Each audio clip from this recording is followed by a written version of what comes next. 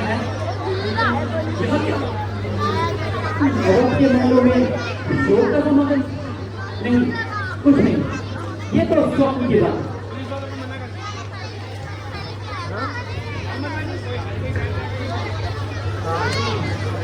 तो फिर वही मन को अधीर करने वाली लीला, भैया राम, लक्ष्मण और माता सीता के वन गमन की तैयारी।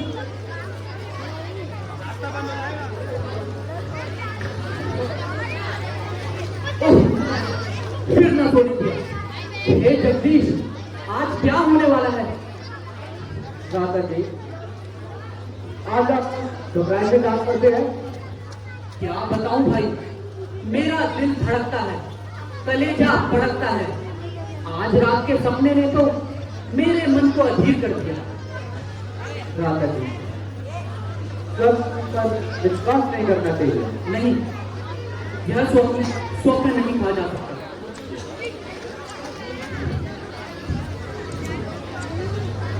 बेटा भरत, अयोध्या से एक दूत आया है। हाँ, मैं तो पहले ही कह रहा था कि आज कोई अच्छा समाचार आने वाला है। अच्छा मामा जी, वह दूध कहाँ है? मैं उससे मिलना चाहता हूँ। दूत दूत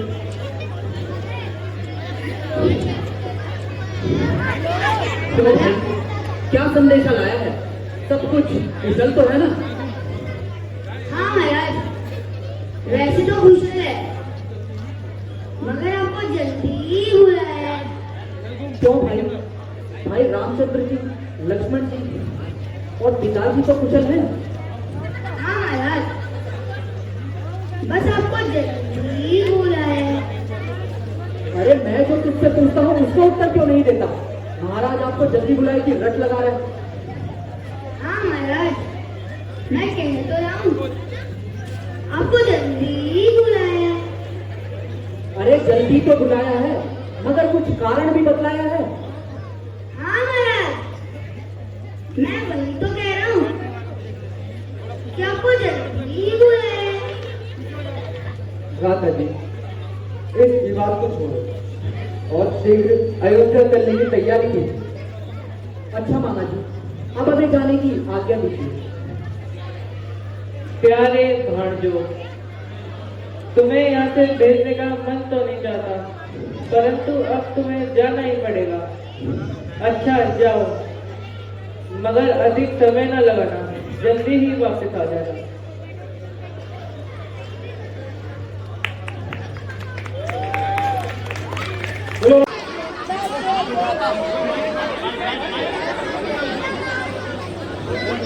ओह विधाता, नगरी की यह दुर्दशा। जो कोई आता है बस प्रणाम करके चला जाता है, मानो किसी के मुंह में कोई जबान ना हो या किसी से कोई जान पहचान ना हो। वही अयोध्या पे ये वही हाय आसार कैसे है, हाय आसार कैसे है, पड़ी चारों तरफ ये राख के अंबार कैसे है, हाय अंबार कैसे है, शाही महलों पे ये चीले आज क्यों मंडला रही इतनी, शाही महलों पे ये चीले आज क्यों मंडला रही इतनी, सभी छोटे बड़े के लोग हाय आंसू बहाते हैं, हाय आंसू बहाते हैं, अयोध्या पे ये रंज के हाय आसार कैसे है, हाय आसार कैसे है, ये सूर्यवंश का झंडा झुका है शोक में किसके, ये सूर्यवंश का झंडा झुका है शोक में किसके, नहीं कुछ समझ आता है पड़ती आँख बाई है, लगती आँख बाई है। अयोध्या पे ये रंज के हाय आसार कैसे है, हाय आसार कैसे है।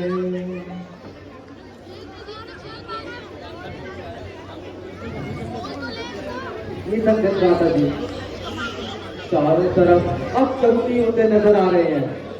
आह भाई, किसी के शोक में देखो सकल घर बार रोते हैं, कहीं बच्चे भी लगते हैं तो कहीं परिवार रोते हैं।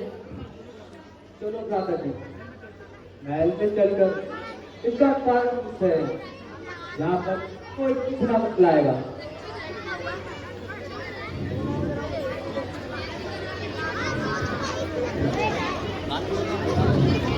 महारानी जी, सुना है भैंस जी आ गए हैं।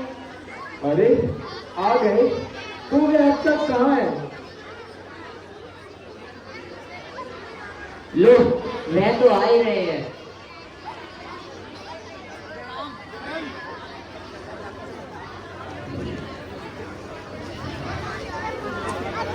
अरे बेटा, तुमने तो आने में बड़ी देर लगाई। कहो केकईपुर में सब कुशल से तो है? हाँ माता जी, परंतु पिताजी के अभी तक दर्शन नहीं हुए, वह कहाँ हैं? बेटा पहले आराम करो, कुछ खा पी लो, फिर सब कुछ बता दूंगी। नहीं माता जी, मेरी थकान तो पिताजी के दर्शन करते ही पूर्ण हो जाएगी। बेटा धीरे धीरे सब बता दूंगी। मैं पूछता हूँ पिताजी कहाँ हैं? तुम कहती हो धीरे धीरे बता दूंगी, आखिर मामला क्या है? अरे बेटा तुम तो बहुत जल्दबाज हो गए। मैं कह तो रही हूँ कि धीरे धीरे सब बता दूंगी। आग लगे तुम्हारी धीरे धीरे को, टूट गया तो जल्दी बुलाया के अलावा कुछ ना कहा। ना जाने तुम सबने मिलकर क्या चाल चलाया है। जल्दी बताओ पिताजी कहाँ हैं? हाँ बेटा, तुम्हारे पिताजी स्वर्ग सिधार गए। ओह पिताजी, हे विधाता, ये कैसा बुरा दिन दिखाया कि अंतिम समय मैं आपकी सेवा न कर सका। करेगा कौन अब संसार में यो ममता मेरी, खबर अब लेगा कौन आपके पीछे पिता में।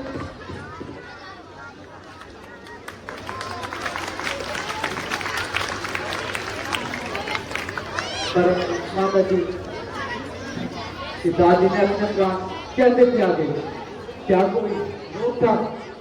रोक तो कोई ना था, बस हाय राम हाय लक्ष्मण की रट लगाते हुए अपने प्राण त्याग दिए। हैं? ये क्या कहा? भाई रामचंद्र जी और लक्ष्मण जी यहाँ पर उपस्थित नहीं? हाँ बेटा, वह तो पहले ही वनों को चले गए। उन्हीं के वियोग में महाराज ने अपने प्राण त्याग दिए और तुम्हें याद तक ना किया। हाय हाय, ऐसा अनर्थ कि चार चार बेटों के होते अंतिम समय उनके पास कोई ना था। बेटा महाराज ने राम की राज्य के लिए घोषणा कर दी थी, मगर भला हो मंथरा का जिसने मुझे ठीक समय पर आकर समझाया। मैंने महाराज से अपने 2 वरदानों में से एक में राम को 14 वर्ष का वनवास और दूसरे में तुम्हारे लिए राज तिलक मांग लिया। अब तू ही विचार कर कि राम तो राज्य करे और मेरा बेटा दर दर की ठोकरें खाए। वाह माता जी, ये तो तुमने बहुत अच्छा काम किया। बस यही तो मैं सुनना चाहती थी बेटा। बस बस, ओ मोह में अंधी हो जाने वाली माता, तूने हम सबको कहीं का ना छोड़ा। पिलाया विष मुझे, अच्छा किया है प्यार ये तूने, उजाड़ा मुझको दुनिया से, किया उपकार ये तूने। क्या मेरी भलाई का ये बदला देती हो भरत? भलाई? इस बात को भलाई कहती हो, इस अन्याय को अच्छाई कहती हो? बेटा तुम ये क्या कहने लगे? मैं तुम्हारे लिए कितनी कठिनाइयों से वरदान पाए थे, ये तुम क्यों नहीं समझते हो? वरदान? ऐसे वरदान मांगते हुए तेरी सभा क्यों ना चल गई? लगीना अग्नि भी ममता की, जो छाती में जरा तेरी, यूं ही चलती रही पापिन कपट की वीरता तेरी। तो क्या भरत, मेरी मेहनत बेकार ही गई? हाँ हाँ कुंवर जी, महारानी ठीक ही कहती है। अब आप तो खुशी से राज्य संभालो। और किसका कंकाल नहीं है, मैं भैया राम को मत दिखवाया, मैंने ही उनका नाश कराया है। हाय हाय मैं मर गई। हाय हाय हाय हाय। भाई जाने दो, स्त्री को मारना ठीक नहीं। बेटा भरत, जो कुछ होना था हो चुका, अब तुम राज्य संभालो, पिता की आज्ञा का पालन करो। राज्य करूं? प्रभु श्री राम को वनों में भेजकर राज्य करूं? यदि तुम्हें माता कौशल्या और सुमित्रा की तरफ मालूम होती तो पता चलता, परंतु सब तेरी तरह ऐसे नहीं होते। चलो शत्रुघ्न, माता कौशल्या और सुमित्रा के पास चलकर इस बात की क्षमा मांगते हैं। चलो जाओ।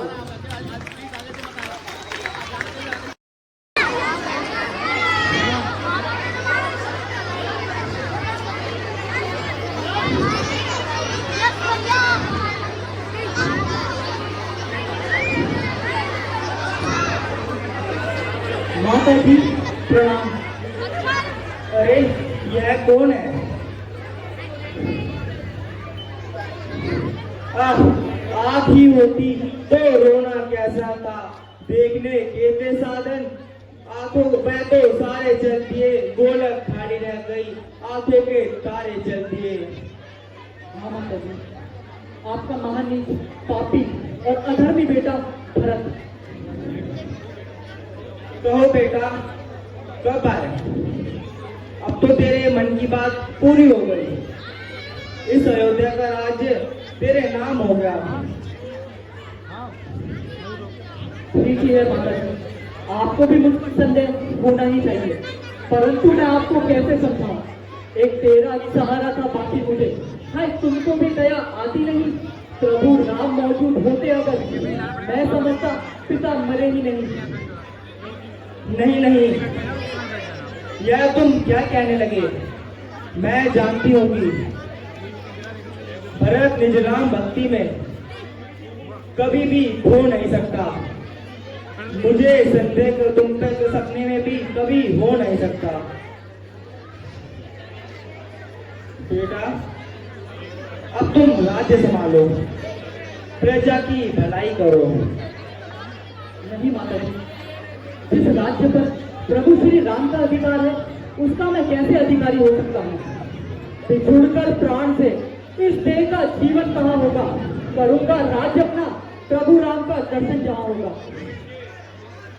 भरत, अज्ञानता में छोड़ो, रंग ना करो, धोनी प्रबल है, परमात्मा का नियम अटल है, जो बीत गया इसे भूल जाओ और स्वर्गीय महाराज दशरथ की आज्ञा का पालन करो। गुरुदेव, आप ठीक कहते हैं, परंतु आप ही बतलाइए। एक तो मैं पिता की मृत्यु का कलंकी, दूसरा भैया राम के वनवास का कारण। भला इतना सब कुछ होते हुए प्रजा मेरे राज्य में क्या सुख पाएगी?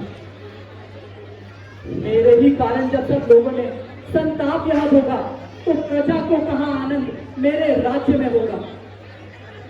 किंतु बेटा, राम तो वनों से वापस नहीं आएंगे। मैं हाथ जोड़ूंगा, मैं पैर पकड़ूंगा, मैं विनती करूंगा, क्या फिर भी दया न आएगी? मैं दयालु हूँ, तुम भी देखना पाएंगे मुझे, है यकीन की छाती से लगाएंगे मुझे। पुत्र राम परम कृपालु और दयालु भी, परंतु अपने वचन पे अटल रहने वाले। यदि ऐसे न होते राम, तो ऐसी दशा न होती, ना ही दशरथ मरण होता। ना ही प्रजा की अव्यथा होती। आप सत्य कहते हैं गुरुदेव। नहीं मेरे लिए जग में ठिकाना दूसरा कोई, जो छोड़ू रामचंद्र को नहीं है आसरा कोई। तो राम से भेंट किए बिना नहीं मानोगे? नहीं, जब तक प्राण है तब तक नहीं। ठीक है, तो चलने का प्रबंध करें। मंत्री जी, अब शीघ्र बस चलने की तैयारी कीजिए।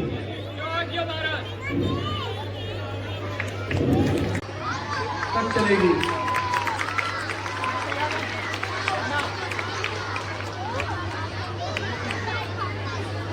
प्रिय, मुझे बहुत दुख होता है कि तुम हमेशा ठंडी आहें भरती रहती है।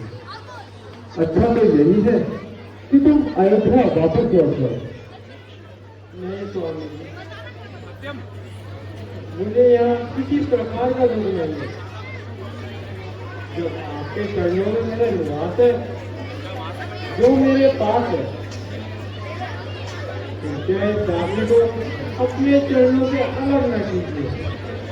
लक्ष्मण, जरा देखना, आज जंगल के जानवर इतनी तेजी से क्यों भागे जा रहे हैं? पहले तो कभी इतने व्याकुल नहीं हुए। भ्राता जी, कुछ दूर पर बड़ी धूल छा रही है। अरे वह देखो, सूर्यवंशी झंडा वायुमंडल में लहरा रहा है। लगता है भरत सेना सहित युद्ध करने आ रहा है। यदि भरत आ रहा है तो फिर डरने की क्या बात है? ऐसी बात नहीं, परंतु इतनी सेना सहित क्यों आ रहा है? गंगा बहे उत्तर दिशा, पूरे तजे भानु, कपट न आवे भरत ये, यह निश्चय ही करता है। भ्राता जी, आपकी इसी नरमी ने घर से बेघर बनाकर जंगलों की खाक छिनवाई है, परंतु उस पापी को हमारी ये दशा भी नाश न आई है। अच्छा, आए और अपना पराक्रम दिखाए। उसका घमंड चूर करने के लिए ये धनुष बाण ही काफी है। लक्ष्मण, जरा शांत रहो, इसे आने तो दो। मन का भाव पता लगाने तो दो। शस्त्र कहीं भागे नहीं जाते, तो भाग देना। लो देखो, वह तो बेचारा अकेला ही भागा चला रहा है।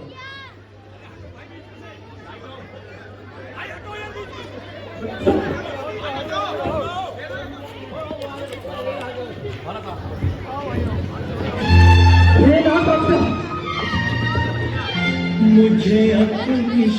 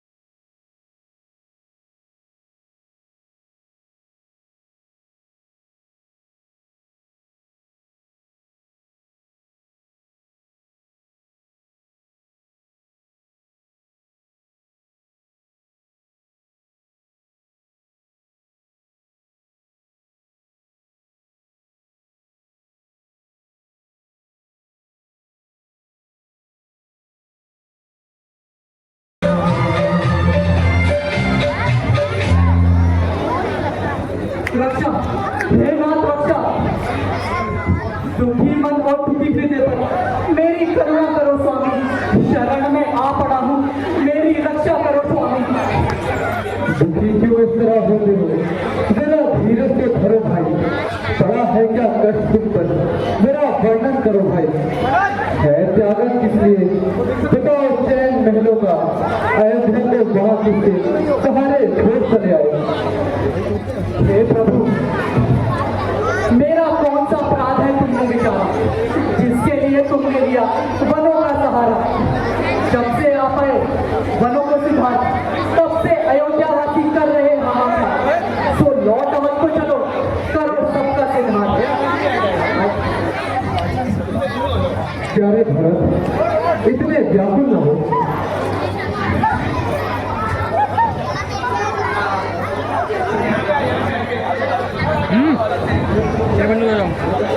अरे शत्रु, आखिर तुम क्यों रोते हो?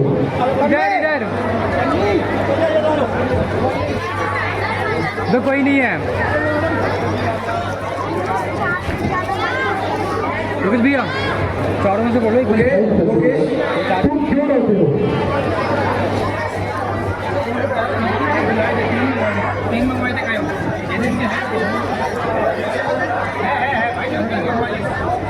क्या प्रजावासी भी साथ आए हैं?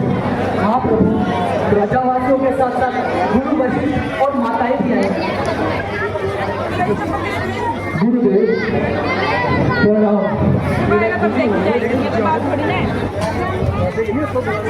माता जी प्रणाम। माँ देवी अपने पुत्र राम को आशीर्वाद नहीं देंगी?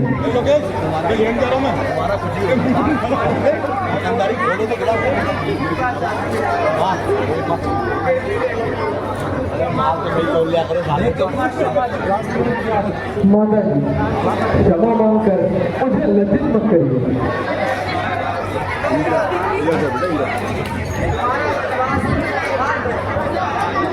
माता जी आप चिंता न कीजिए, मनुष्य अपने कर्मों का ही फल भोगता है।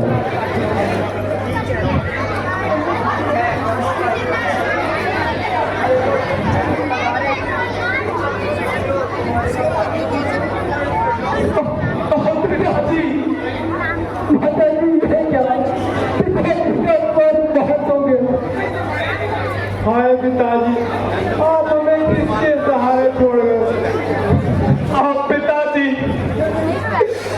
रघुकुल में चल रहा था एक दीप टिमटिमाता, आदि ने मौत की वो दीपक भी बुझा दिया। बेटा शांति करो, मृतक की आत्मा को दुख न पहुंचाओ। गुरु जी आपका उद्देश्य कल्याणकारी है, अब आप इन सभी को अयोध्या वापस ले जाइए। मैंने भरत को बहुत समझाया, पर इसकी राम बुद्धि के सामने हम सब नतमस्तक हैं। सुनिए प्रभु, जेठे भ्राता के होते छोटा ना राज कर सकता है, यदि करता है तो है अधर्म। ये धर्मशास्त्र की आज्ञा है। पितु माता की आज्ञा पालन बेटे का धर्म कहलाता है। यदि वह आज्ञा त्यागी जाए तभी अधर्म कहलाता है। जब धर्म अधर्म का है तो कर्मशील क्या कर्म करे? हे भाई, क्या तुम्हें यही प्रिय है? यह भाई क्या अधर्म करे? यदि ऐसा ही है तो मुझे भी अपने चरणों में प्राण स्थान दीजिए। तुम ही हो आसरा मेरा, तुम ही बंधु सखा मेरे, तुम ही स्वामी गुरु मेरे, तुम ही माता पिता मेरे। प्यारे भरत, तुम नीति और धर्म जानने वाले हो, इसलिए आनंद पूर्वक अयोध्या वापस लौट जाओ। वचन मेरा पिता आ गया, फिर अपना निभाओ तुम, करो मत देर भाई, अवध को लौट जाओ तुम।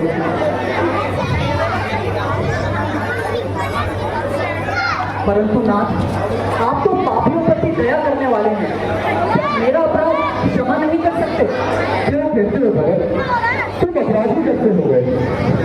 भाई मैं तुम्हारी बात अवश्य मान लेता हूँ, परंतु क्या करूं, मोर ध्वज ने सत्य पर बलिदान बेटे का दिया। सत्य पर हरिश्चंद्र ने परिवार को तज दिया। सत्य पर राजा शिवी ने प्राणों का सौदा किया। सत्य के कारण हमें वनवास में आना पड़ा। क्या तुम समझते हो मुझे इन विषयों में आनंद आता है? नहीं, ऐसा नहीं है। मैं तो केवल धर्म पालन कर रहा हूँ। बेटा भरत, राम अपनी बात पे अटल है, इसलिए शीघ्र अयोध्या चलो और राज्य का प्रबंध देखें। हाँ भाई, अब तुम्हारे लिए अयोध्या लौट जाना ही ठीक रहेगा। 14 वर्ष पश्चात मैं तुमसे मिलूंगा। अच्छा भ्राता जी, यदि आपकी और गुरु जी की यही इच्छा है तो मैं विवश हूँ।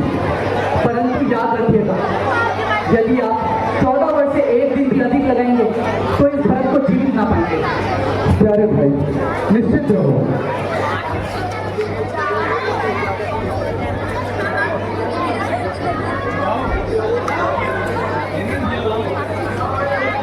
भैया राम, कृपया मुझ पर कृपा करें और अपनी चरण पादुकाएं मुझे दे दीजिए। अच्छा प्यारे, लो मेरी चरण पादुकाएं ले लो।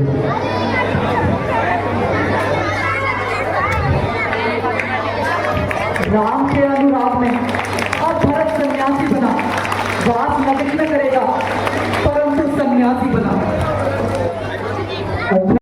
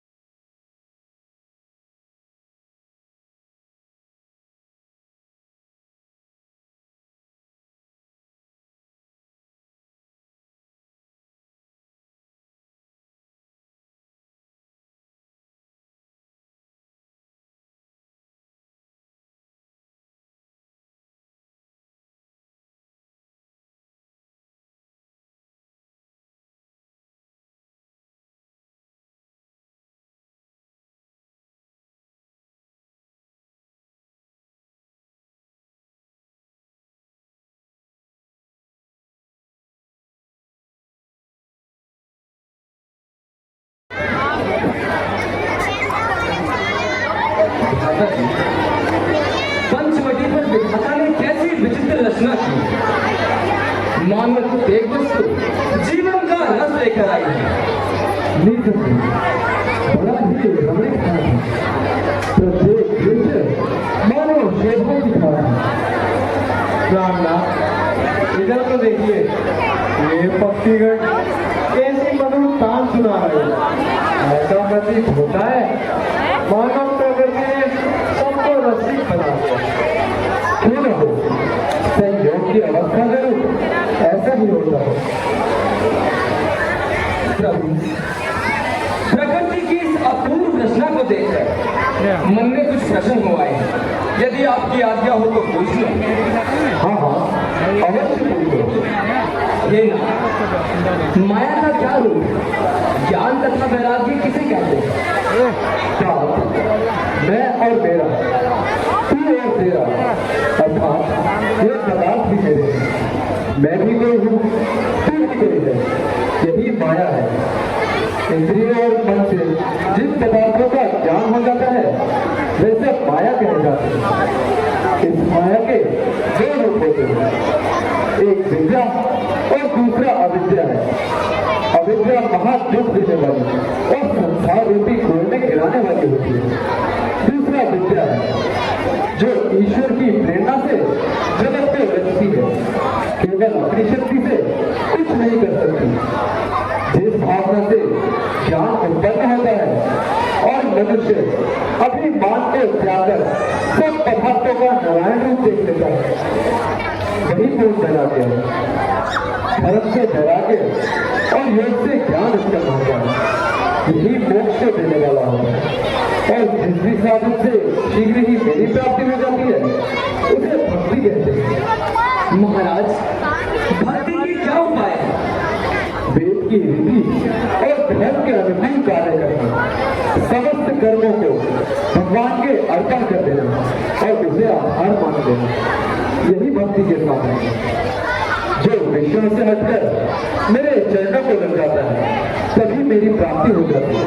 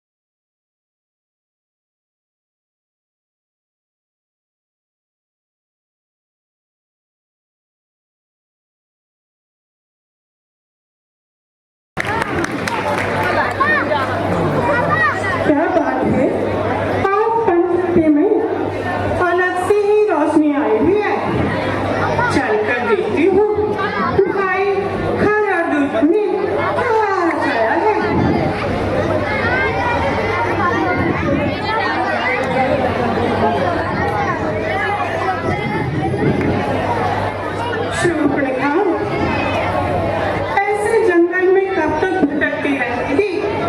पति की खोज में विधाता ने न जाने तेरे योग्य वर बनाया भी है या नहीं।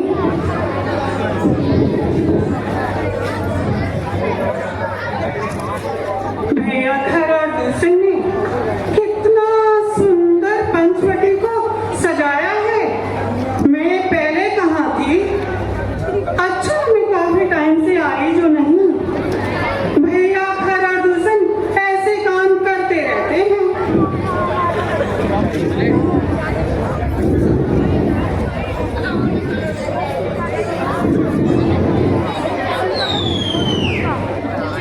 अरे इस पंचवटी में इतनी सुंदर मूर्तियां वह कहाँ से आ गई?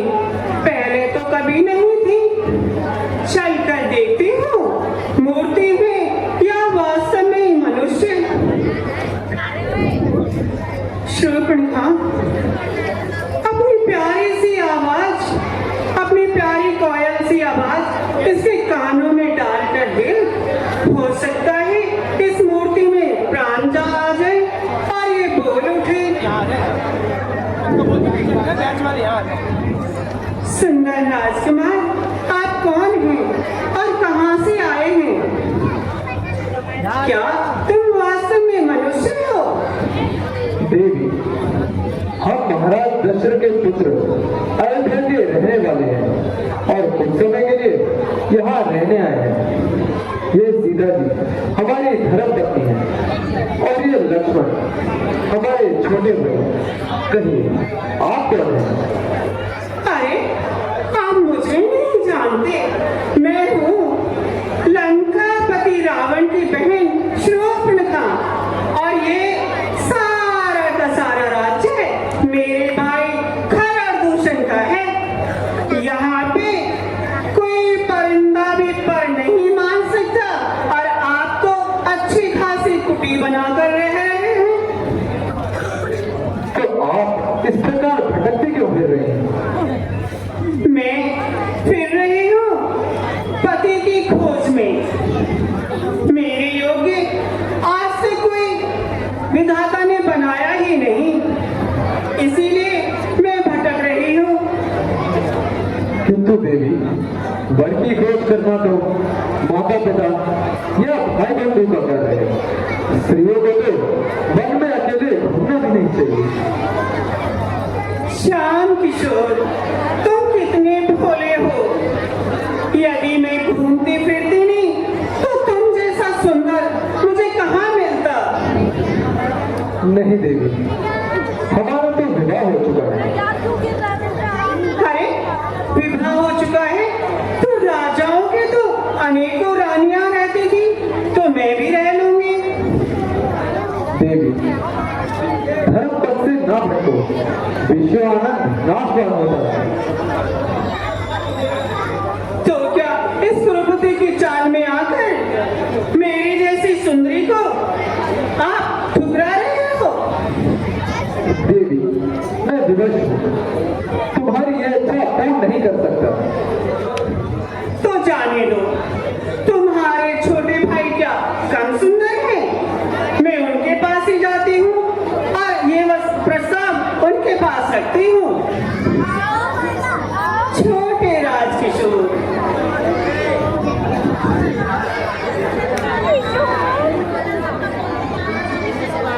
उनसे तो मैं केवल छेड़छाड़ कर रही थी। वास्तव में मेरे योग्य तो आप ही हैं। मुझे स्वीकार करो और गंधर्व विवाह करो। हे सुंदरी, मैं तो उनका सेवक हूँ। तुम्हें सेवक के पास भला क्या सुख मिल सकता है? जाओ अपना रास्ता देखो। ओहो, ऐसे शब्द मत बोलो।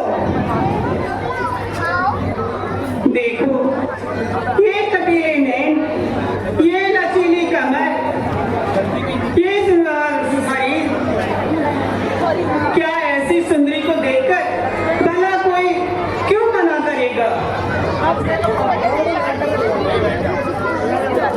तड़फा चुके हो अब तक कहो प्यार कीजिए, स्वीकार कीजिए और नहीं। यौवन की क्या वजह है, क्या रूप का निखार है। तिरछी नजर एक बार इधर तो देखिए,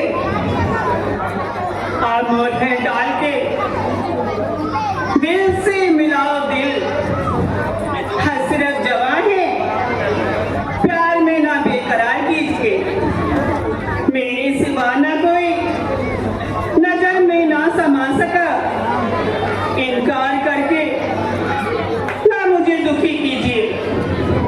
देवी, सेवक बनकर सुख पाने की आशा ऐसी जैसे भिखारी होकर मान की, लोभी होकर सम्मान की। मेरे पास तुम्हारा निर्वाह नहीं हो सकता, मैं तो उनकी आज्ञा का पुजारी हूँ।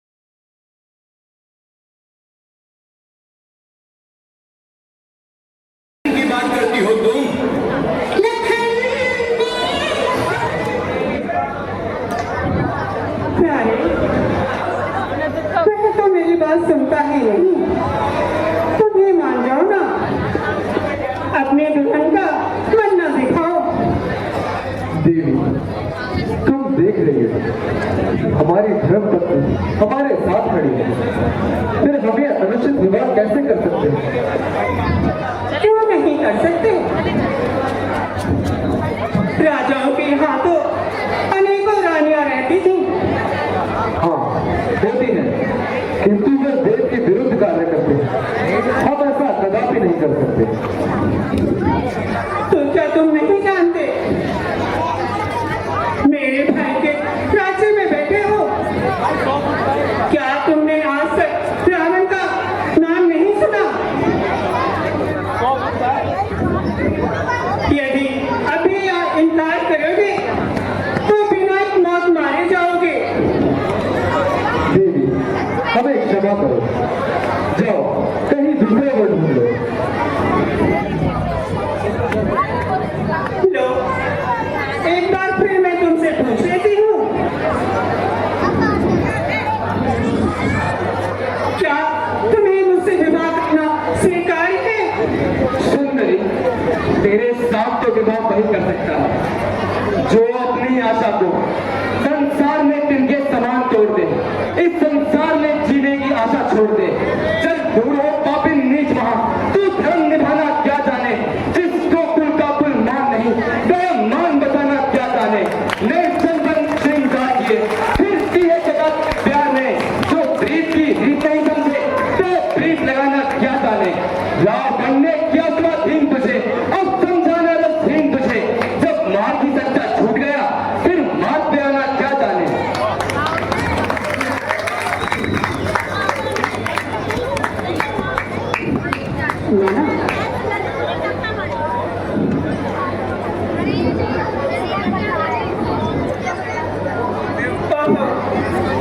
अब समझी, जब तक ये भिक्षुकानी मेरे सामने रहेगी तो मेरा काम नहीं बनेगा। इसीलिए पहले इसी को निपटाते हो। सबके होते किसका साहस, जो माता को प्रथित करे कोई, सिर्फ अपने सम्मुख का संभव, स्वामी का अहित करे कोई। सुनो देवी, जाओ, लक्ष्मण अपनी बात तुम्हारी अवश्य सुनेगा।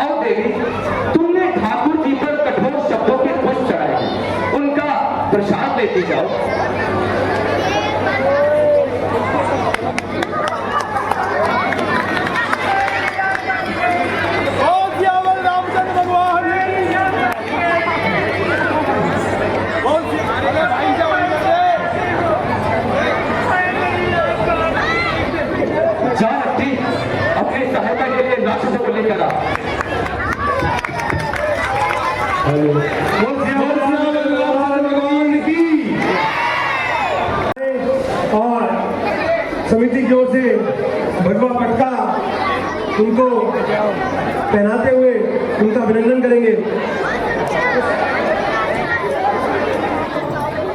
कैमरा लेकर आना।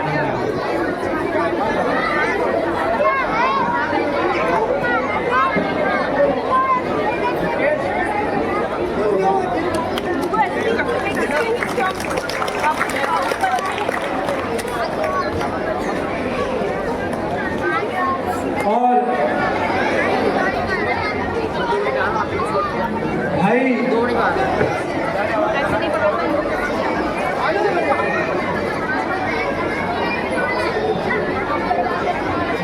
मनीष जी से भी हम प्रार्थना करेंगे कि वे भी मंच पे आए और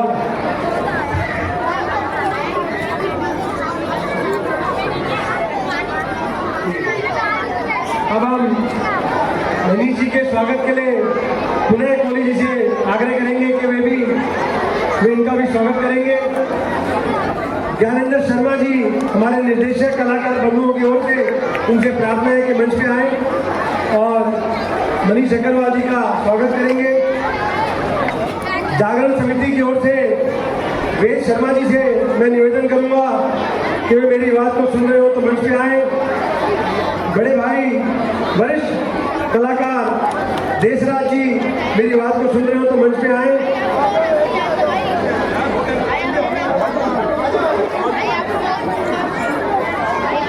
अंशु जी से भी मैं निवेदन करूंगा कि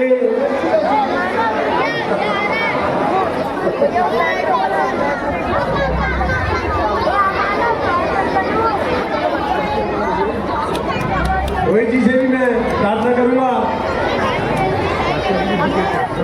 राघव जी मेरी आवाज को सुन रहे हो तो वो भी मंच पे आए।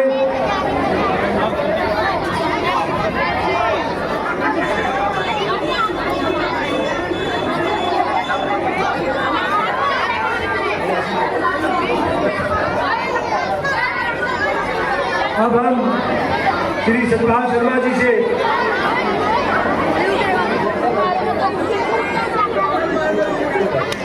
हम निवेदन करेंगे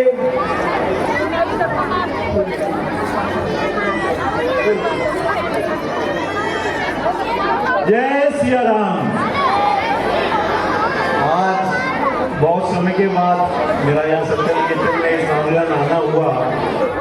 जब मोदरा जी यहाँ हमारे विधायक थे, यहाँ रहते थे, उस टाइम एक दो बार मेरा आना हुआ, लेकिन शायद राम जी ने नहीं मुझे यहाँ आज्ञा दी यहाँ आने की।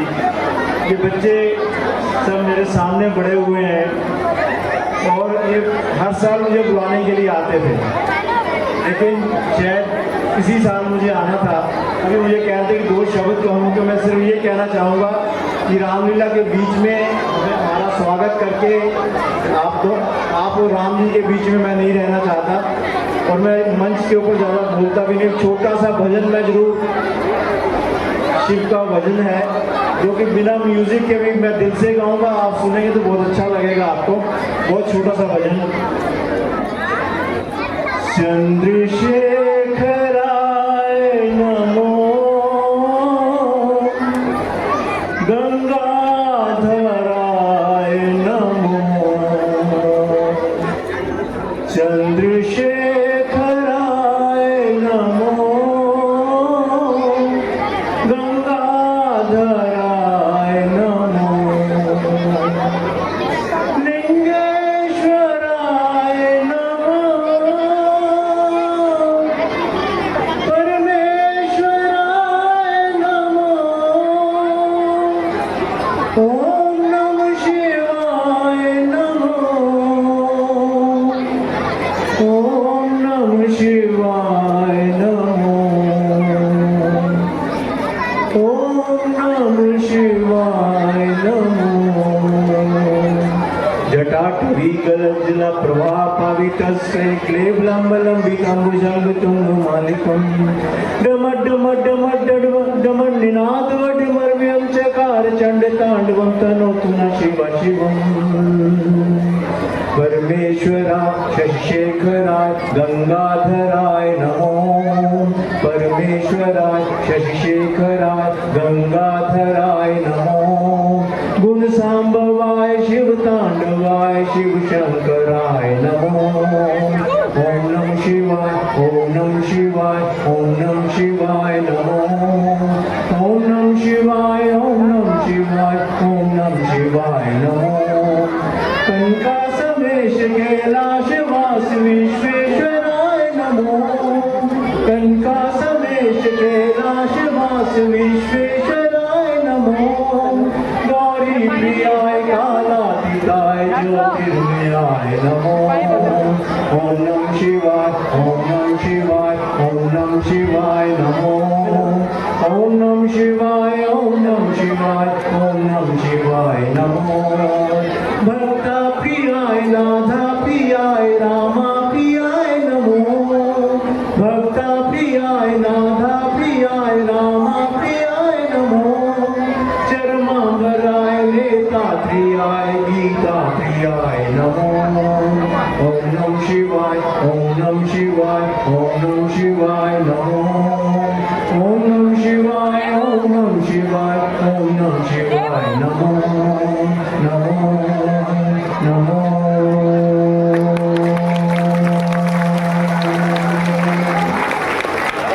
जय सिया राम। बहुत बहुत धन्यवाद अंकल जी। अब मैं बड़े भाई तुल्ले मनीष अग्रवाल जी से निवेदन करूंगा कि वे भी दो शब्द कहते हुए हमारा मार्गदर्शन करेंगे। मनीष जी। भारतीय जनता पार्टी के पूर्व में जिलाध्यक्ष रहे मेरे आदरणीय बड़े भाई सतपाल शर्मा जी, हमारे यहाँ पर बड़े वरिष्ठ कोहली जी, ज्ञानेंद्र भाई, हमारे रोहित जी, अंशु जी, जतिन जी, राघव जी और बड़ी संख्या में हमारे जो श्री राम धार्मिक लीला समिति जो सत्य निकेतन की है, ये युवा साथी जो बड़े अच्छे से यहाँ पर हर वर्ष रामलीला बड़े धूमधाम से करते हैं और उसके बाद दशहरे का भी आयोजन बहुत अच्छे से करते हैं। मैं उसके लिए यहाँ के सभी युवा साथियों को बहुत बहुत बधाई और धन्यवाद देना चाहता हूँ कि इनकी जो मेहनत है वो पूर्ण रूप से जितने लोग यहाँ बैठे हैं वो दर्शाता है कि सभी मन से बड़े लगाव से रामलीला का आनंद ले रहे हैं। हर वर्ष रामलीला होती है, हर वर्ष वही दृश्य होते हैं, वही सारी चीजें दिखाई जाती है। कैसे क्या क्या हुआ रामलीला में, वो पूरे राम की लीला का पूरा विवरण उसमें देखने को मिलता है। लेकिन ये रामलीला हर साल क्यों होती है? इस रामलीला से कई चीजें सीखने को मिलती है। कई चीज कैसे सीखने को मिलती है कि कैसे रामचंद्र जी ने अपने माता पिता का वचन रखने के लिए अपने जीवन के सुख दुख सारे त्याग कर 14 वर्ष वनवास के लिए चले गए। कैसे भाई भरत इतना मिला हुआ राज्य जो अभिषेक करने के लिए वहां उनके लिए वहां पर किया गया, उसको त्याग कर खड़ामू सर पे रख के, अभी आपने देखा था दृश्य, भरत जी ने वो शासन नहीं लिया बल्कि वो कहा 14 वर्ष में ये खड़ामू अपने सिंहासन पर रखकर और इनकी पूजा कर कर भगवान राम ही अयोध्या के राजा रहेंगे। ये भाई का त्याग था। और जब सीता माता का अपहरण हुआ वो किसी से छुपा नहीं, उसके लिए जब अत्याचार बढ़ा तो ऐसे अत्याचार का अंत करने के लिए रावण का अंत करा। ये उस बात की पहचान है कि बुराई पर अच्छाई की विजय जरूर होती है और बुराई का अंत जरूर होता है। ऐसे ही भगवान लक्ष्मण जी थे जो भाई के रूप में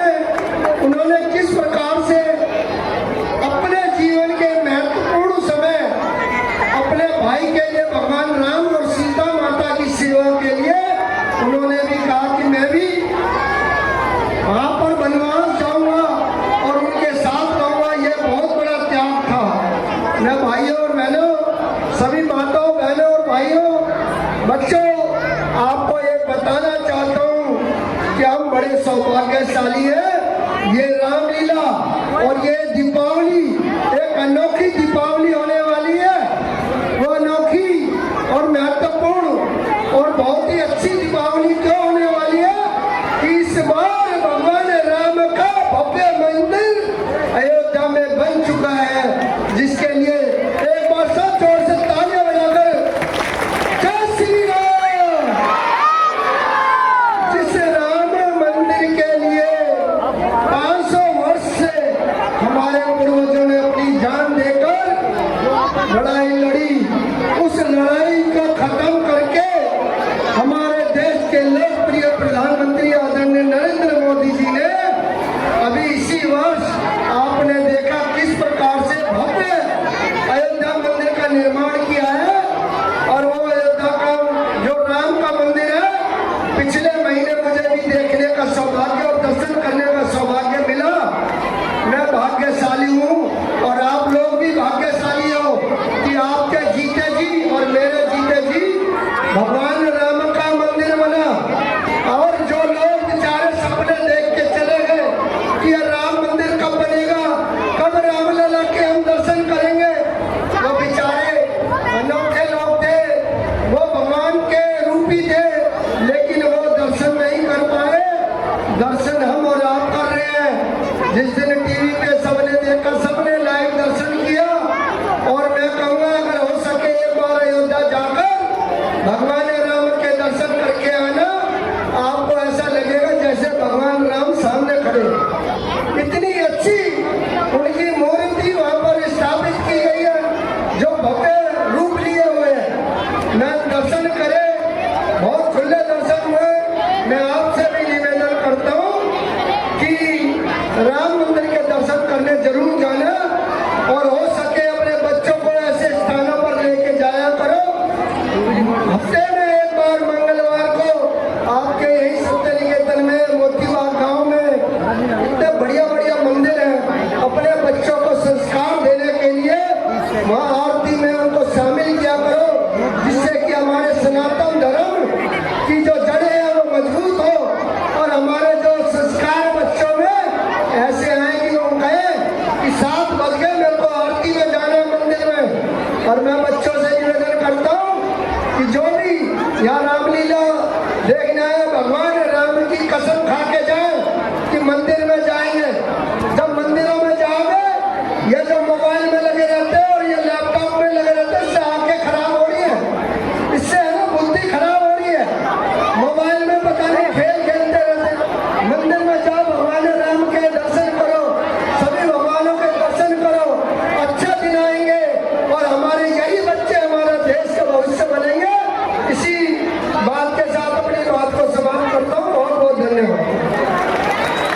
बहुत बहुत धन्यवाद अनिल जी, आपने इतनी बढ़िया ज्ञान की बातें बताई, हमारे अंकल जी ने इतना अच्छा भजन सुनाया।